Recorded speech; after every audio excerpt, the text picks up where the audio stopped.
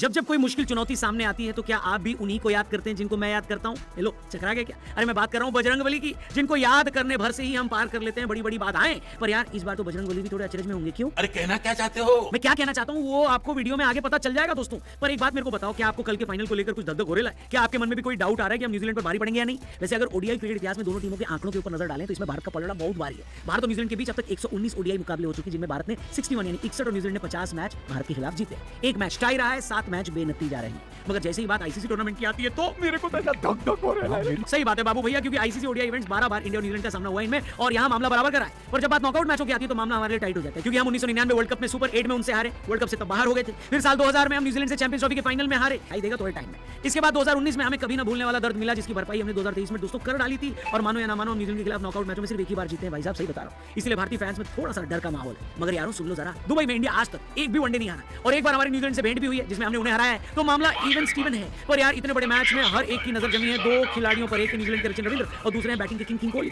कौन ज्यादा चलेगा ये पता नहीं, पर जो ज्यादा चल जाएगा उसकी टीम के जीतने के चांसेस बुलेट की रफ्तार से आगे बढ़ेंगे। बात तो सही है। जी हाँ, ये दोनों बल्लेबाज हैं बजरंगबली के भक्त। क्या बात कर रहे हैं? विराट कोहली नीम करोली बाबा के भक्त हैं, ये सब जानते हैं। लेकिन नीम करोली बाबा जी यानी महाराज जी का हनुमान जी से क्या कनेक्शन है ये भी किसी से नहीं छिपा है। पिछले कई सालों से विराट कोहली नियमित रूप से बाबा से आशीर्वाद लेने उनके पास जाते रहे। यहाँ तक कि विराट के फोन पर बाबा का ही वॉलपेपर है। साल 2022 की बात है, जो विराट खराब फॉर्म से जूझ रहे थे, तब नैनीताल के पास मौजूद नीम करोली बाबा जी के आश्रम कैंची धाम जाकर दर्शन भी किए थे उन्होंने, जिसके बाद उनकी किस्मत बदल गई थी। इसके बाद अगले एक साल उन्होंने हर फॉर्मेट में रनों की बारिश की। तो क्या राम भक्त हनुमान का जाप और नीम करोली बाबा को याद करके न्यूजीलैंड का बैंड विराट बजाएंगे? क्या लगता है आपको? कमेंट करके बताओ। कोई शक नहीं, शक तो नहीं है, पर रचिन रविंद्र को कम मत आंकी, क्योंकि एक तो भाई साहब ये लड़का है गजब फॉर्म में, ऊपर से ये भी है बजरंगबली का भक्त। चैंपियंस ट्रॉफी के दूसरे सेमीफाइनल में साउथ अफ्रीका को धूल चटाकर न्यूजीलैंड फाइनल में पहुंचा और उसमें रचिन रविंद्र ने बढ़िया सेंचुरी ठोकी। रचिन रविंद्र चैंपियंस ट्रॉफी में 2 सेंचुरी मार चुके हैं और अगर एक और शतक उन्होंने ठोक दिया तो अपनी दुख हो सकती है। और रचिन तो पूरे मूड में होंगे, ऐसा हो जाए उसके लिए शायद वो हनुमान जी के सामने भी अपनी अर्जी लगा चुके हैं। दरअसल उन्होंने खुद ये स्वीकारा है कि वो हनुमान जी के बहुत बड़े भक्त हैं। रचिन का एक फोटो सोशल मीडिया पर वायरल होता है जिसमें उनके बल्ले के ऊपर ओम लिखा हुआ था। अयोध्या में भगवान श्री राम जी के मंदिर बनने पर भी उन्होंने सोशल मीडिया पर अपनी भावनाएं व्यक्त की थी। अब टीम इंडिया के फैंस को यही डर सता रहा है कि हनुमान जी का ये भक्त कहीं फाइनल में भारत की उम्मीदों को बड़ा झटका ना दे दे भैया।